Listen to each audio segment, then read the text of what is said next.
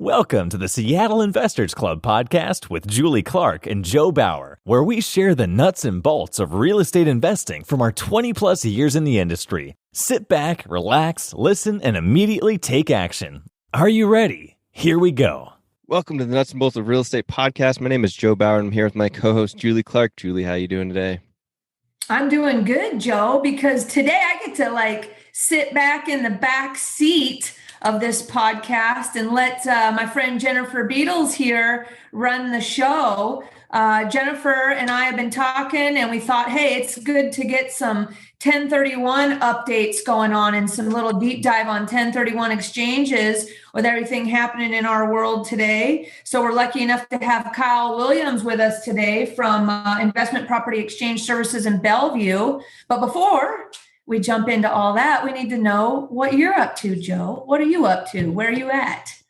Besides, honestly, in the van? I had to look and see where we were before the show so that I would be ready for this question. And we're in John Day, Oregon, which I've never been to before, but it's kind of just like on the way to Moab, and it's a way that we hadn't gone before. So we're in John Day, Oregon. Is that where you're headed? Is over to Moab? Yeah, that's our next stop. Now, Jennifer, aren't you out there somewhere? I am in Kanab, Utah. So, Joe, we'll have to meet up at some point along the way. Yes, absolutely loving Kanab. Yeah, awesome. Yeah, I'll definitely keep in touch. I, unfortunately, like Kyle, is stuck here in my office in Seattle, driving kids to school, living the normal life here. But I digress. Let's jump into it today. I'm going to let Jennifer introduce Kyle, and we'll kick this off and get to know Kyle a little bit better and hopefully know a lot more about the updates on 1031s and how we can take advantage of those these days while they still exist. Amazing. Well, thank you, Julie. Thank you, Joe, for bringing me back on. I'm really excited about this guest today, Kyle Williams. So I met Kyle, a couple of years ago, and maybe, 4 or 5 1031 exchanges ago. And I've been in the real estate industry and a real estate investor for about 14 years. And I did my first 1031 exchange a couple of years ago. And I had a lot of misconceptions about what I could and couldn't do. But I knew that I wanted to sell some properties that were kind of a pain, to be honest. I wanted to sell the property, a couple of single family houses that we had, and I wanted to go bigger. And so I got connected with Kyle. Kyle is the VP at IPX 1031 Exchange in Bellevue. And Kyle is able to do 1031 exchanges all across the country. So it's not just limited to Washington State. And really, that's what I was hoping to do. I was hoping to sell some of my single family houses in Washington and invest in other areas that I felt made more sense from a cash flow standpoint. So Kyle is here to talk all about 1031 exchanges. So there's a lot going on with some proposed changes to 1031 exchanges. We really wanted to get this information out. So again, thank you, Julie, for bringing us on, because we want to really educate investors on what the possibilities are and then kind of prepare them for what may or may not be to come. So Kyle, first question is, what is a 1031 exchange? What do investors need to know about 1031 exchanges? I'm gonna back you. Wait a minute. I'm gonna back you guys up for a minute, because we want to, before we do that, this is just our way. We want to get to know Kyle. Tell us your backstory first before we jump into that. Let's hear, Joe, go for it. What do we normally ask people here, just so we get to know you better? We want to know, who you are, Kyle. Where'd you come from? Where'd you grow up? How did you get into the 1031 exchanges? All that fun stuff. Yeah, awesome. So I'm actually a native Washingtonian, which is seemingly rare and rarer these days. I went to the Central Washington University and got a degree in poli-sci and history, and actually went into the financial world shortly thereafter. Bought my first property a couple of years out of college. But the firm I worked for, we did a lot of like private placements and some REITs, and then it just naturally evolved into 1031 and, my love for real estate and the investment side of things. But other than that, I love Washington. Jennifer mentioned that she's done a few exchanges, and I think that's something we'll talk about too. But Unfortunately, we're seeing a lot of investors leave the state, which is, it's definitely sad to see. It makes a lot of sense, though. But yeah, as a native Washingtonian, I love it up here and want the best for all of us. Good stuff. Awesome stuff. All right. Sorry, guys, to jump in there. We always like to start with that. Throws off my flow if I don't get to have my questions answered like that. So, all right. Back to you, Jennifer. All right. So, Kyle, tell us what investors need to know and basically what a 1031 is. Yeah. So a 1031 allows an investor to sell their investment property and use all the equity, not just the after-tax equity, to reinvest into something bigger or better. So like if someone sells a $1 million duplex in Ballard that they've owned forever, it's fully depreciated. If they're going to, instead of only being able to reinvest, say, $750,000 or $800,000 after taxes, they get to reinvest that full $1 million. So if you look at if they want to apply leverage, at a 75% LTV, they can buy $4 million of property instead of $3 million just because they didn't pay their taxes. And as you guys know, $1 million of income, even if it's a low cap rate, is still a lot of money annually. So the 1031 at the end of the day allows investors to use more of their equity and keep more of their money working for them. Amazing. And then what are some of the common misconceptions about the 1031 exchange? So like kind is a common misconception. And one of the most common questions I get, Kyle, I'm selling land. I guess that means I have to buy land, right? Not necessarily. So like kind is a wide swath of different types of investment property. You could even have like water rights in our state, timber rights, perpetual easements, 30-year leases, like all this crazy stuff that you wouldn't even think. Like you can really get off into the weeds for like kind of what you can exchange in and out of. But rentals, commercial, industrial land, it all qualifies as being exchangeable with each other. So the better question is what doesn't qualify? The big ones would be personal use properties like primary residences, second homes. Flips do not qualify. This is something that a lot of people don't know. And they'll say, well, Kyle, I'm investing money. That's what this flip is. Well, that's not how the IRS looks at it. They view it as inventory, which is why I like builders, why Toll Brothers doesn't do 1031 exchanges. That's their business. They need to pay taxes just like the rest of us. So flips don't qualify. And then new developments to be sold don't qualify either. But other than that, most stuff probably does qualify.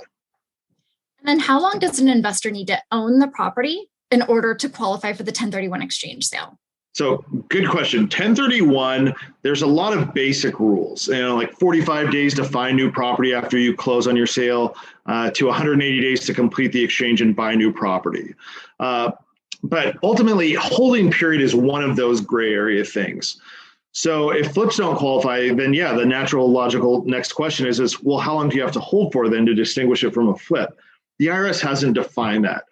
But many CPAs I've worked with and talked to that know a lot about real estate in Section Code 1031 will say, just because the IRS doesn't define it in Section Code 1031 doesn't mean that when they say long-term intent, they don't mean 1 year or more.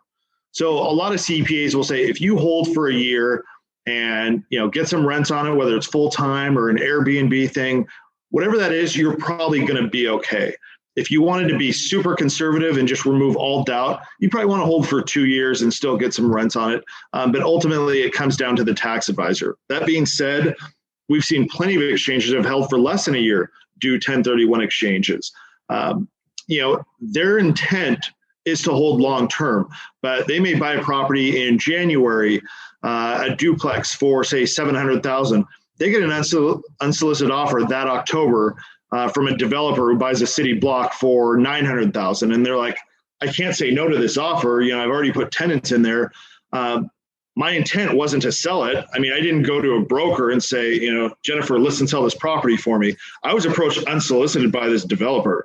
My intent wasn't to flip this property. And so their CPA will say, yeah, absolutely. Do a 1031 exchange. We can prove what your intent was. You don't have a history of flipping, et cetera, et cetera, et cetera. So even if you don't hold for a year, we'd still say, unless it's a flip or like personal use, then yeah, you're not going to do an exchange. But if there's any uncertainty there, clients need to talk to their CPA and their tax advisor because we can't guide them. we're a disinterested party, so we can't be their CPA or their attorney or their financial advisor. So they need to seek their own counsel. But at the end of the day, a lot of tax advisors are okay with the intent, even if it is less than a year. But again, it's every case is different. I got a question for you, Kyle. Sure. What's the current COVID? Are there, as far as the 45 days and the 180 days, is there a change or is there a COVID overlay or something going on right now with that? Good question. So extensions are only issued for federally declared disasters. So think like, wildfires in Southern California, Hurricane Katrina, stuff like that. Basically national news type stories, acts of God, if you will.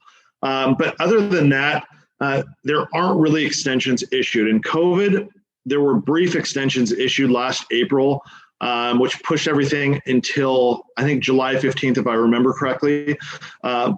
So there were brief extensions issued, but those have all expired as of, whatever that is, about 9 or 10 months ago. So right now, we're still using the same rules that we always work off of: 45 days to identify new property, 180 days to close. Gotcha. Or do you see people do, how often do you see people do partial exchanges? Is that what happens? Good. I'm glad you brought that up. That never really comes up except with conversations with clients. Partial exchanges are super, super common. They almost seem like the norm now because, if you're selling what's the definition to you of a partial exchange so people understand what we're talking about? So in a 1031 exchange, you really just need to do two things: buy for equal or greater value. And that's really sales price less the closing cost, but we'll just say sales price. Buy for equal or greater value and reinvest whatever proceeds you have. That's all you have to do in the 1031 exchange. But a partial exchange would be, someone wants to take money out. They are going to pay what's called boot, or as I call it, taxes on part of the money. So a common scenario would be, someone sells a duplex in Everett for, $650,000. It's all equity, but they need to take $100,000 out and pay off junior's college education, or use it for primary residence renovations, or whatever the case is. So they're going to pay taxes on the $100,000, and then the balance they're going to defer on. And that's super common. People will say, I'm fine paying some taxes. I just don't want to get hit with a mega tax bill, and I need this $100,000, for other things. So so people don't have to buy for equal or greater value and reinvest all their proceeds. They just need to know that they'll pay tax on whatever they don't. Yeah, right. Good one. And I think another common misconception, Kyle, I get asked a lot. Investors think that if they're selling one property, they need to buy another property, but they don't realize that they can buy multiple properties. Yeah. So kind of explain how that works. So clients can actually mix and match sales and purchases. So a lot of times clients will think, I'm selling a rental and I need to buy another rental. And as I told you about like kind, you can buy many different types of properties. But the other caveat to that is that you don't necessarily have to buy one property. You can buy like 3 or 4. You can sell 4 and buy 2. You can mix and match any number you want. But what a lot of people have done is, they're selling that $1 million investment property in Wallingford that they've been renting out forever, and it's all equity. And they're going to use that and put that down on 5 or 6 properties in like Tennessee or Texas or Florida, for example, where they have higher cap rates and they feel comfortable diversifying outside the region here. And so it's not a 1-for-1 in many scenarios. In many scenarios, it's 2, 3, 4, maybe even a portfolio of properties. I mean, we've seen people buy, 30 or 40 properties in a portfolio, if not more. So clients aren't limited to just one property. What's the up to, you can identify up to 3 properties thing? I thought that was a thing. So great question. So you can identify up to 3 properties. That's a rule that many people use. However, if that doesn't work, I mean, if you're going to buy in you want to buy investment property in Yakima, your dollar is going to go a lot further than it does in Bellevue. So you may be able to buy 4 or 5 properties. So in that scenario, if you're over 3 properties, you would go to what's called the 200% rule, meaning that clients can identify any number of properties that total no more than 200% of what they sold for. So if they sell for like $900,000, they could identify any number of properties totaling up to $1.8 million. So that might be, 5 or 6 $300,000 rentals in Spokane, for example, or like, Nashville. But if those two rules don't work, if they want to identify, say, 6 properties at 300% of what they sold for, the first 2 rules don't work. Like if someone's going to buy a portfolio of properties and they've exceeded both those 2 rules, they go to what's called the 95% exception rule. I call it the all or none rule, because there's no cap on, you can identify whatever you want. But the catch is that you need to close on 95% of the value that you identify. Otherwise, the entire exchange has failed and it's all taxable. So really the most common scenario we would see that play out is if someone is indeed buying a portfolio of properties and they say, you know what, I'm either going to buy this portfolio or just walk away and pay the taxes. But other than that, there's going to be a rule that works for everyone. And I can definitely help go over that with people if they need help with it. And in addition to their CPA and tax advisor. So there's no like substitution of identified properties. Once you identify them, you're sort of locked into those that you've identified. You can't swap them out. So everything is set in stone on day 46. But that being said, within the 45 days, you can change your identification. So yeah, Julie, if you get under contract on day 27 on a couple of properties and they fall out for whatever reason, you can't end up closing on them and it's still within the 45 days, you can re-identify. So my question, sorry, Jennifer, I'm hijacking you a little bit here. See, I told you I couldn't stop. I can't stop myself. How often do you see people that like I said, this partial exchange, do you ever find that there's people that then close the gap on that leftover amount? So they've identified a property. It's not going to take care of it. It's a partial exchange. Sorry guys. And so they use like a DST to gap the difference. You see that happening?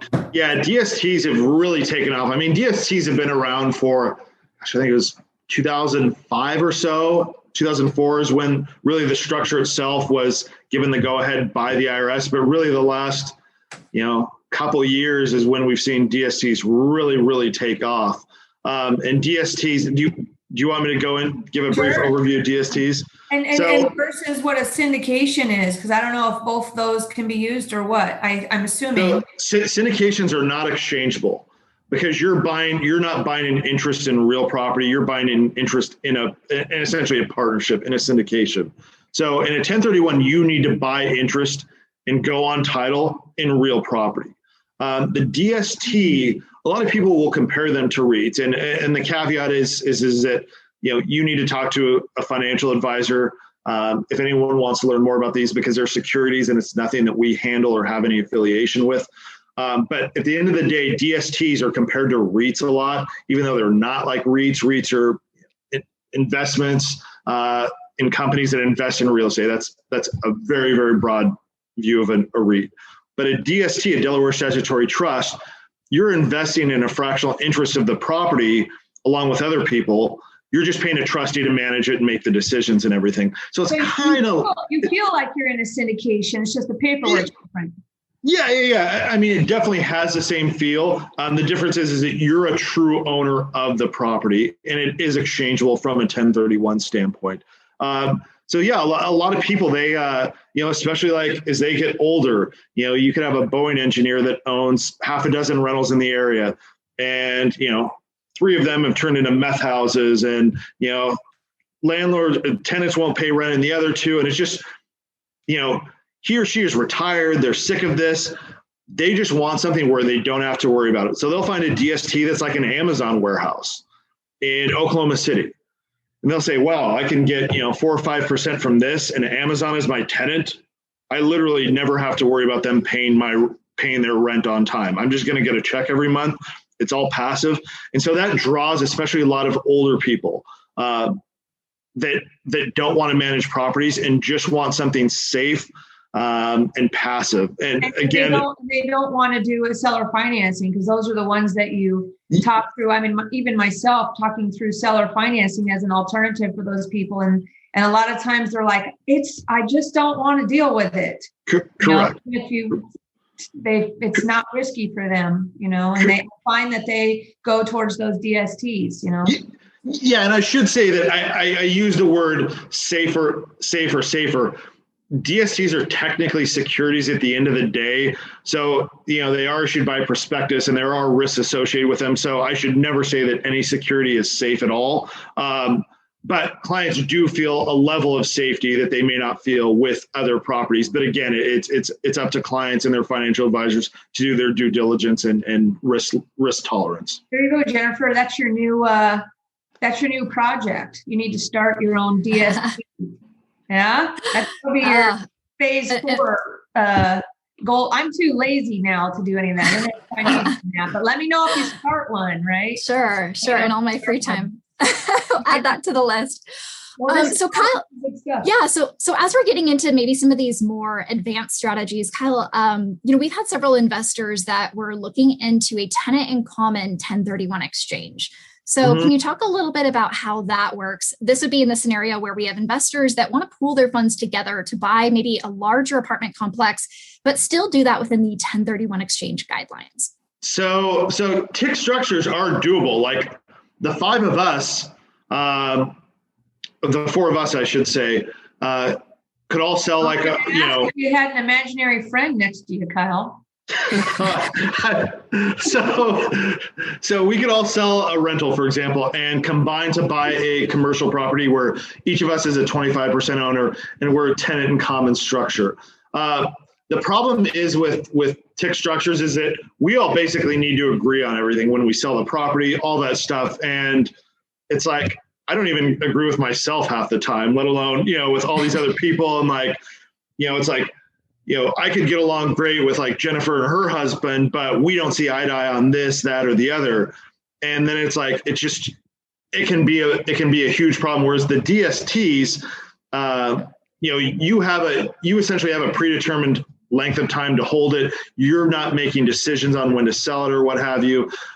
So they're a little bit different in that sense, but yeah, TIC structures. I mean, if there's people, and TIC structures are common. So yeah, if there's people that you're agreeable with and feel comfortable owning property with, then by all means, a TIC structure can work. I think there's a little side trick. I don't want to say it's good or bad. Depends on what side of the coin you're on. I think if you're in a partnership like that or something like that. Now, I'm not a lawyer and I'm not a 1031 person. I'm not even that smart, but I'm going to just throw something out there. Sure. That is it possible? I believe this has happened within my world many times, that the partners of that partnership could essentially buy out that fourth problem partner or whoever they don't want to allow to exchange, almost like assign their interest. And then those remaining partners, that person's out, they got paid out, and then they move forward with the exchange. Otherwise, I agree. Like my understanding is everybody has to move forward together. But if you got one outlier. Yeah. So like this is a huge IRS gray area when what you're talking about are called drop and swaps. And so this is definitely something that clients always need to see. Drop and swap. Yeah. I'm going to get a shirt that says drop and swap. We got to keep it light here. We don't want to get serious. Next time we're on a podcast, Joe's going to have a hat that says drop and swap, and we'll see. Well, so when people, I'm going to get off in the weeds here, but when people say they don't ever want to pay taxes, we call that swapping until you drop, swap until you drop. Yep. So, but with the drop and swap that we're talking about now, someone would deed out before closing of the sale and they would go their separate way. So like, let's say the 4 of us are in an LLC together and, we get really sick of Jennifer and she doesn't want to be with us. So we'll deed her out as a tenant in common, say a month before closing, and then she can do whatever she wants. If she wants to do an exchange, she can. If she wants to just cash out, she can. But our LLC, we've been paying the taxes. We can continue and do the exchange, but where the risk comes is Jennifer has really owned the property for a month. She hasn't been paying taxes on it. The LLC has been paying taxes, yet she's asking for preferential tax treatment with a 1031. So there can always be IRS issues because really then it looks like a flip, like she only held it for a month and that was it. So whenever this subject comes up, we always tell clients, you need to work closely with your CPA. We can tell you it's risky, but we can't tell you. Yeah, we can't tell you the level of risk. Just, you want to work with a tax advisor and an attorney. All right. That was in the weeds. Sorry about that. No. I got more weeds questions, but I'm going to let Jennifer take over here. Good. Yeah. Another question, Kyle, that comes up quite often, and I've had this question myself, is at what point can we tap into that equity on a property that we've bought on a 1031 exchange? So for example, I have an 8-plex that has gone up in value considerably over the last couple of years. I bought it as a 1031 exchange. Am I allowed to then do a cash out refinance and grab back some of that equity? So this is definitely a CPA question. What I can say is that it's probably safer to do it after the exchange as opposed to before the exchange. So if you're going to do a cash out refi, you'd probably want to wait until after the exchange. But ultimately, it comes down to CPAs, because I've met CPAs that are super aggressive, and they'll say, it doesn't matter. The exchange is over. You can do it. They call it the nanosecond rule. The second that the exchange is done, the equity is yours. You can do with it whatever you want. Most CPAs would say, if you're going to actually put money into that property and do some renovations and stuff, that's a perfectly acceptable use immediately following. But the issue could be is that, I just finished an exchange, and, the next week I do a cash out refi or whatever, tap equity in the property because I want to go buy a $200,000 boat. And potentially, that's not a taxable reportable event, but the IRS could always say, listen, Kyle, you knew what you were doing. You knew if you took that $200,000 out to buy your boat during the exchange, it would have been taxable. So you waited until the day after the exchange to do that. We know what you're doing here, and it's basically tax avoidance. Well, what if you do it 3 years down the road? It isn't so calculated. Yeah, so there's not a rule on it. Conservative CPAs would probably say, you know what, just wait a year to be safe. Remove it from the exchange altogether so it's not connected. But it also depends on what it's for. I think most CPAs would say, if you want to put money back into the property, you're working on improving it to increase your investment and rents and everything, go ahead and do that. But yeah, if you're taking out to, take the family to Europe or whatever you're doing with it that's not related to the property, yeah, many CPAs would say to wait for a year, but it depends on everyone's individual tax advisor, because some may not even say to wait at all, that it's not a huge deal. Hey guys, it's Julie here with a quick break from the show to discuss an opportunity some of you may have interest in, which is to work more closely with me.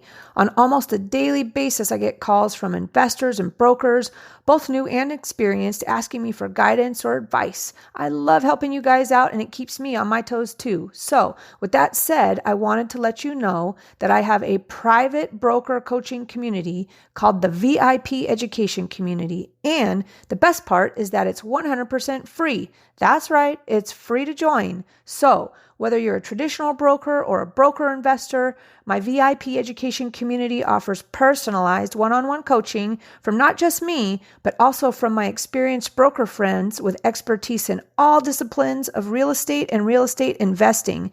We'll teach and share our modern marketing strategies, our tech and lead generation resources, plus teach you how to identify or offer up opportunities for yourself or for your clients using techniques such as seller financing, lease options, land entitlement deals, BRRRR investing, flipping, multifamily or commercial coaching, whatever you like. We've got it all covered for you. The future of real estate is changing fast, and to stay in the game, it's time to learn about all the options you can offer your buyer and seller clients, as well as, if you want, learn how to use those skills to grow your own real estate portfolio. If you'd like more details about joining my VIP education community, reach out to me at julie@seattleinvestorsclub.com or text me at 206-910-2985 or just send me a Facebook message. My new favorite phrase is community equals confidence. So let's navigate the future of real estate together. Now, back to the show. Yeah. Great feedback. So Kyle, I think this is a great opportunity to talk about some of the potential changes that are coming down the line for 1031 exchange. Sure. So this is a question that has popped up quite a bit. There was an article in Bloomberg, and this had been mentioned during the campaign from the Biden administration that they were going to look to, remove real estate tax loopholes, as many people would call them.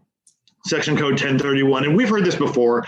We actually had on our email signatures, back in 2017 or so, after former President Trump took office, to save 1031s, write your congressperson, because even though Trump had made a lot of money on 1031s, we still didn't know. I mean, Congress was like, we didn't know which way they would move with 1031s.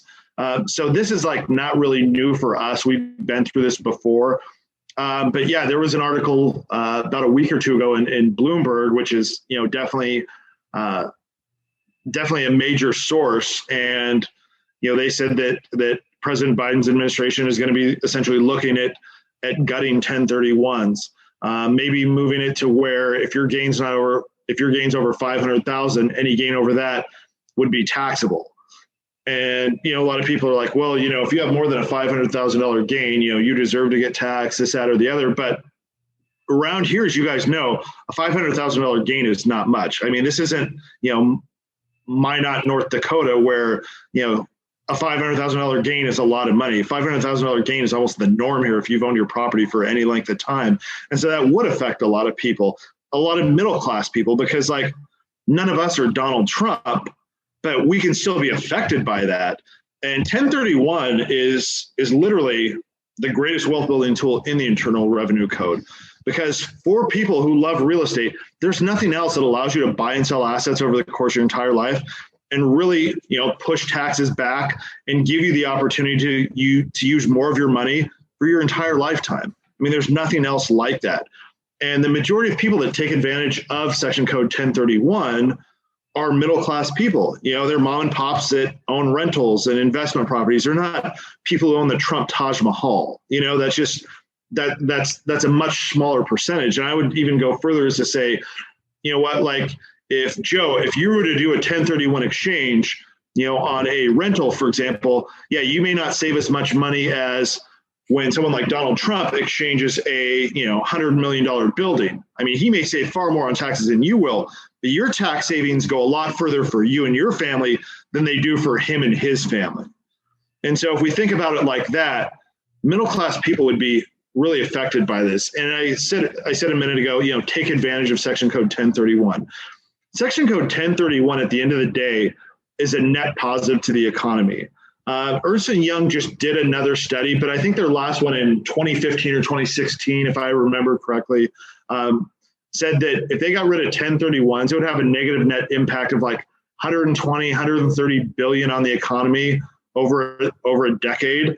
I think PwC, PricewaterhouseCoopers, was closer to like 160 or 170 billion negative net impact on the economy in their estimation. So, I mean, this has been proven that not only does this help grow wealth for the middle class, this is a huge boon to the economy. Many people, many agents and brokers, like when I do classes for agents and brokers, they'll say, oh, I've been doing this for a few years and I've never been part of a 1031. Well, if you've been doing it for a few years, you have been part of a 1031. You've been on the other side. You've been connected to it somehow. Everyone is. 1031s drive real estate. I mean, from commercial on down to rentals. They got rid of 1031s. It's like, yeah, maybe temporarily, it would free up some inventory. That would be great for everyone, but that would be a short-term fix for housing because so much real estate is driven through 1031s. So yeah, all of us would be affected. Is the potential that this is a Biden term thing? Like what if he's a one-term president, for example, and somebody comes in and just, changes it back to be a little bit more friendly? Isn't that, I mean, this isn't necessarily like a forever thing, right? Maybe. I don't know. I'm being a glass half full person here. No, you're right, because with the 2017 tax cut or the Tax Cut and Jobs Act that went into effect January of 2018, they moved the estate tax from 5.6 million per spouse to 11.2 million, essentially per individual.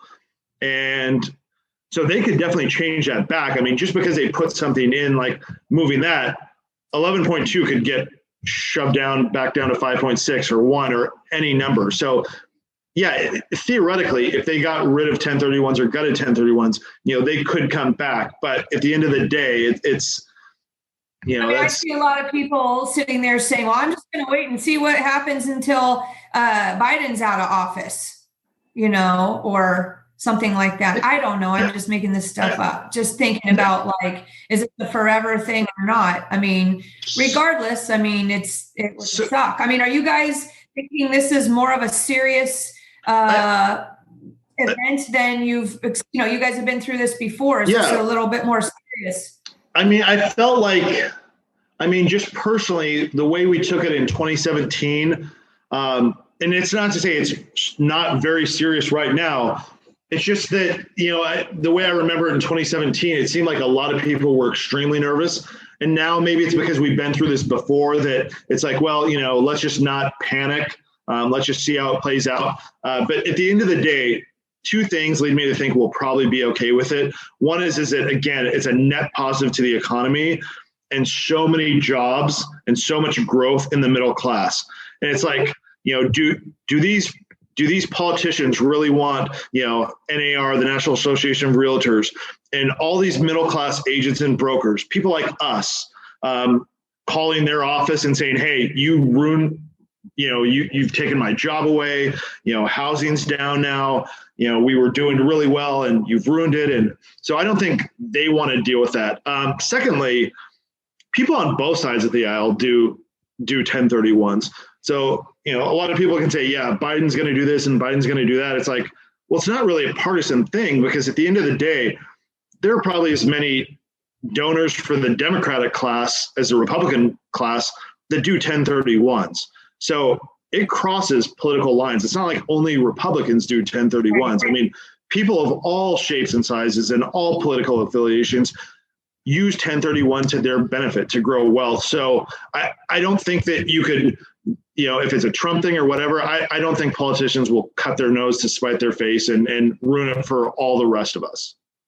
Well, I have one last weeds question, but I'm going to let Jennifer ask if she's got any more stuff out of her camp before I go on deep into the weeds on something for a second. Yeah, Kyle. So I really appreciate you sharing all of that feedback. I think a lot of investors have kind of felt this sense of urgency to get their 1031s in right now, but it sounds like there's maybe not as much sense of urgency. There's a little bit of time. And so, it's maybe not as big of an issue as some people are making it right now. I would say that the risk that what we're seeing more, and the real risk why people are leaving and doing exchanges isn't because of proposed legislation. I mean, I think that is an issue, but it's because they're worried about the state and politics and landlord tenant laws and everything. And they want to be in simply a more business friendly state. And it's like, well, how can you say that? Because, we have Amazon and Microsoft, we have, some of the largest businesses in the world here, but that's different. I mean, Amazon and Microsoft and some of these larger companies, these corporations aren't really playing by the same rules as any of us are. So it's a lot easier to, go after the Jennifer Beadles and the Kyle Williamses of the world and their rentals than it is to go after Amazon, right? So I don't want to say it's definitely not low-hanging fruit, but at the end of the day, it's Washington hasn't been a great state for landlord tenant laws, like City of Seattle, and the state itself is not, they're not attracting as many investors as I think are leaving. Great. What states are you seeing most investors trade into right now? So it's one of 5 states. Like it feels like everyone is exchanging into one of these 5 states. I can't say it's everyone, but yeah, it's probably 3/4 of people. But yeah, it's like clockwork. Idaho, Arizona, Texas, Tennessee, and Florida. Those 5. And it's not like people won't find something in, Omaha, Nebraska, or, Huntsville, Alabama here and there. I mean, that stuff does pop up. But yeah, those 5 states, seems like where every single person I talk to is headed. Yeah. That's what I'm hearing too. I'm putting on a listing here this week, and the sellers are moving to Austin. You know? Yeah. It's crazy stuff. Yeah, I don't know how happy people in Texas or Tennessee feel about Washingtonians and Californians moving down there, but I think most of the people that are moving there are doing so because they support those states and their laws and see it as is a little more, I don't know what the word is, applicable to their lives and their businesses. I'm going to ask my weeds question now. So please, me guys. So, and maybe this is more of a CPA question, and maybe it won't make any sense, but let's say an investor who's had a bunch of properties puts those properties into a trust for their kids. Okay. And then they want to, part of the 1031 calculation relates to basis, right? Mm-hmm. And so when is there any significance about when something goes into a trust in regards to establishing a basis, right? So, for planning purposes, let's say families, like I used to work in commercial real estate and did some big like institutional size land type of stuff, right? Mm-hmm. Where I'd work with a mom and pop and purchase their building, and it would be redeveloped into a big apartment building or condo project or something like that. Well, we would have sellers who had elderly parents, let's say, that the kids were going to inherit that property that they've owned forever, right? Say, well, we don't want to sell this property until, our dad passes because of our basis, right? So we get the stepped up basis. Yeah. Right. Yeah.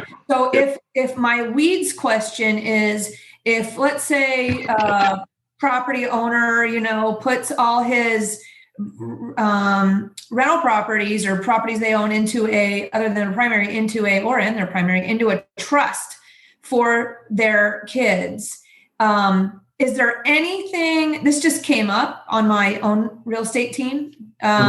Is there any significance on establishing any basis early for those kids that would receive that property if it goes into a trust? This might not be a question for you. Get what I'm saying? Like, yeah. So it's definitely a CPA question. That being said, we don't trusts and exchanges aren't very common. We still see them, but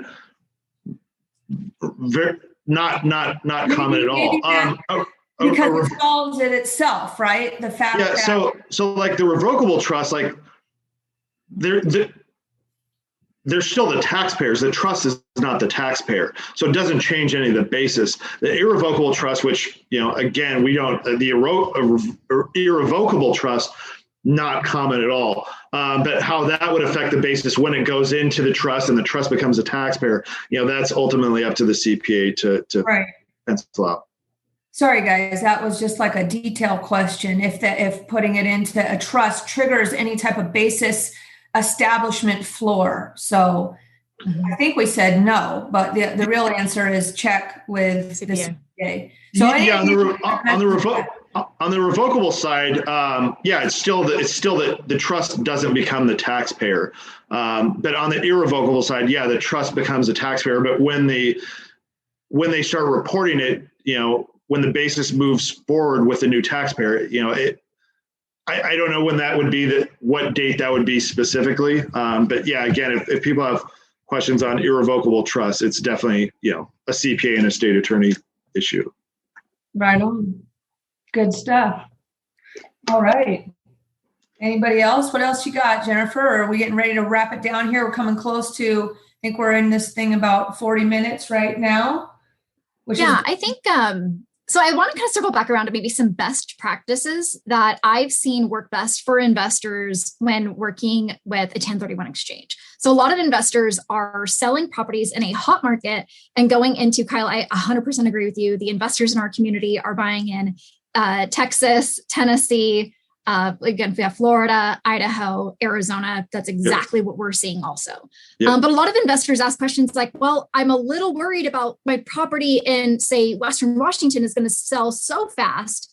And then, now I've got to go find something else. And so a lot of times when you're moving from a really hot market to a market that's still hot, but maybe has a little bit more room to negotiate and maybe, isn't going to go right away. A lot of times I tell investors to tie up the property that they're going to be relinquishing into, or buying into get that under contract and negotiate that as part of, the 1031 exchange, that then they have to list the property for sale, kind of almost doing like a contingent with, a regular seller.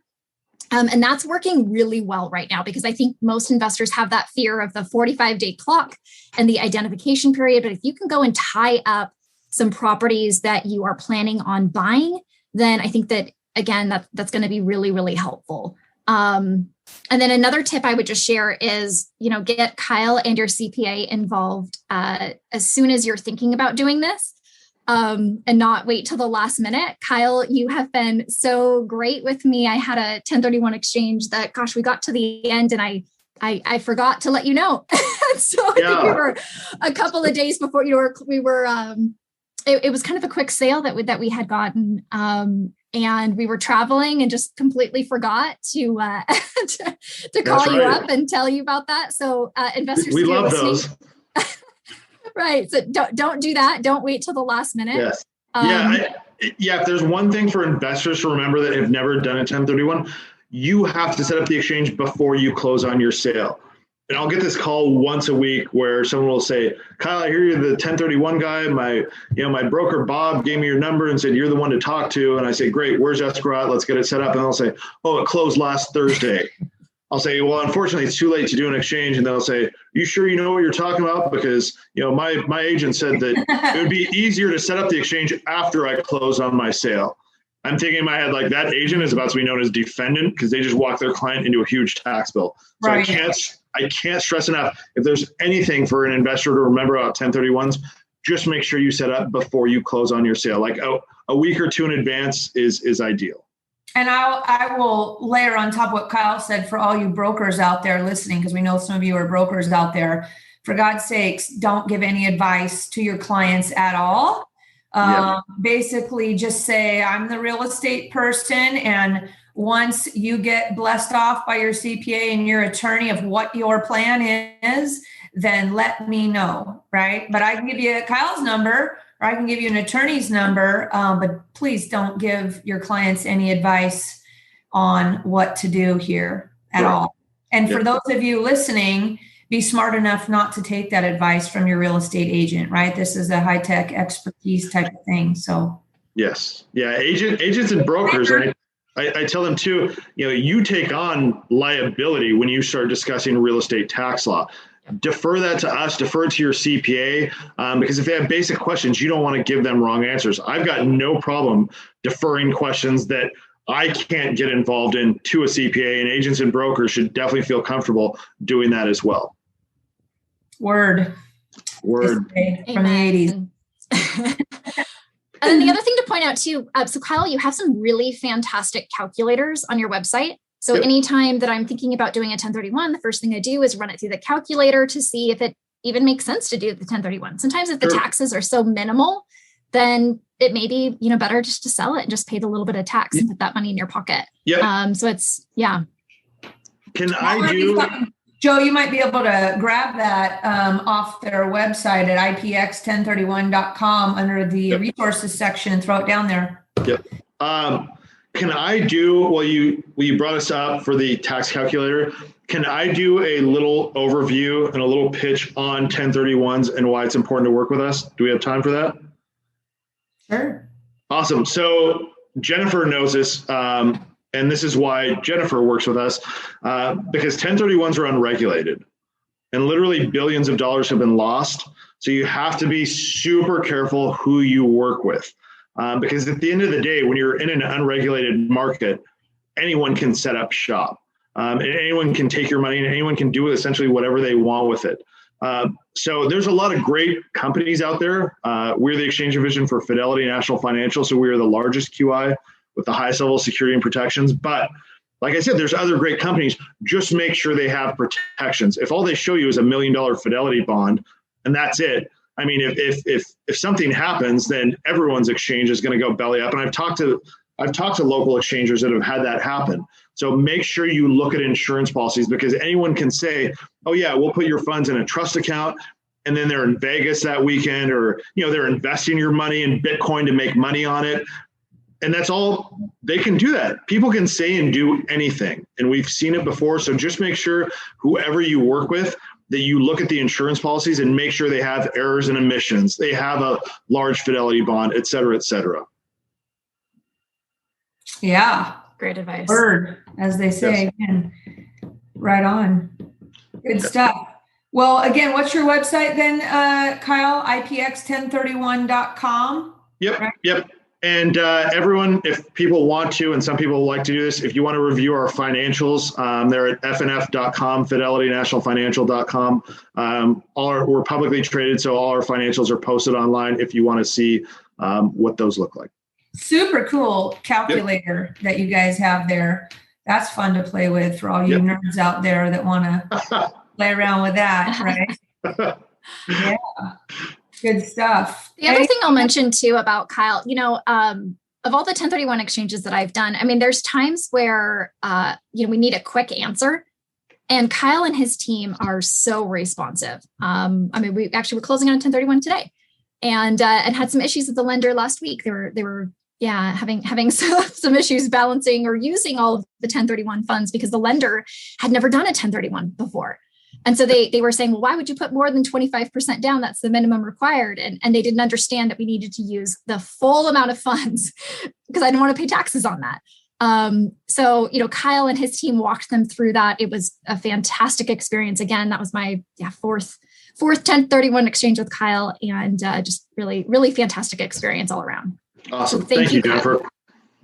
Good stuff. Good stuff. I just had a really good question for you, and I blanked out on what that would be. I might think of it if you guys keep talking. Anything else we want to cover here? We don't want dead air. We don't want dead air. I had a really good one, but I was so excited about Jennifer bragging about how she worked with you that I forgot. Our website has a plethora of resources, not just the calculator, but we have like an exchange topic books for like CPAs. And you could, if you really wanted to spend some time on the website, you could become a 1031 expert quickly. We don't encourage it, but anything you need to know about 1031s is on our website as well. But again, just feel free to call me or email me if you don't want to go that far. I rememred my question. Oh, so please. Do you ever have anybody that their 1031 falls out because they can't find a replacement property? So yeah, it has happened. I wouldn't say it's common. So it really depends on motivation, right? So like if you're deferring an $18,000 tax bill in a 1031 exchange, you're probably less likely to find replacement property than if you're deferring $215,000. If you're deferring $215,000 in taxes in exchange, you're going to look 24 hours a day and stop at nothing to find something. Whereas like if you don't have a huge tax bill, you're probably going to take your time. So I'd say it's a matter of motivation. It's not uncommon. I wouldn't say it's common for people to fail exchanges. Do you ever have brokers call you up that work with you and say, hey, Kyle, I got an ideal property here for a 1031. You got anybody that needs one?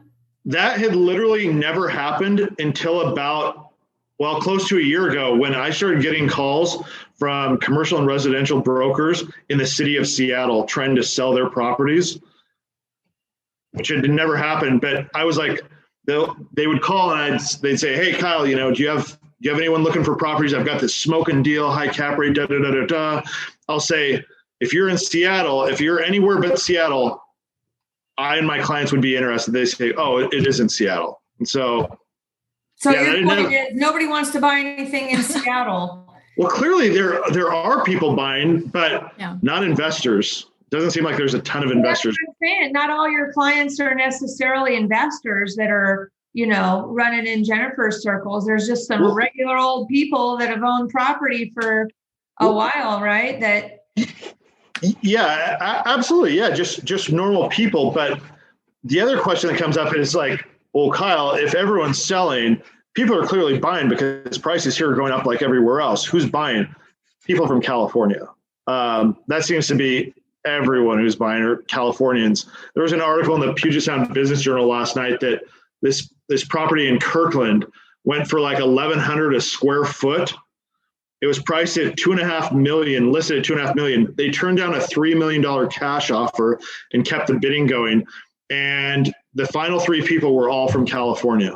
Well, that's a reverse question then. Are you seeing anybody exchange into Washington? You know what I mean? And what's the profile of that person? Yeah, so it would be it would probably be close to 100% of the time they're from California. It's not like people from, Texas or And Florida. what are the California people buying though? Are they buying apartment buildings, commercial buildings? So yeah, I mean, there's definitely they're moving the commercial needle, but they're also moving the residential needle too. And a lot of them, it seems to be more from Northern California than Southern California, but they'll say, our San Francisco or Marin County or wherever in the Bay Area is starting to get run down, and we're sick of it. So we're going to go up to Seattle, where we think San Francisco was 20 years ago. And there you go. There's a tip for all you brokers. Yes. I always wear a broker hat. Yes. That you guys should do some Facebook marketing down in Northern California when you get a listing. Oh yeah, absolutely. If I were an agent or broker, I wouldn't pay for ads up here. I would pay for ads in California. Yeah.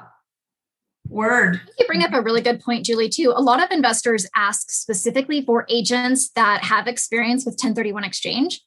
And so I think agents, you really need to know this stuff. Again, to Julie's point, not that you're giving advice, but you just at least need to know the basics. So, go to the ipx1031.com website, just understand the basics, promote yourself as an investor agent that understands 1031 exchanges, because you're going to have a lot of, business to do here. So, I mean, you could literally do a Facebook ad that says, hey, who needs a super awesome 1031 calculator?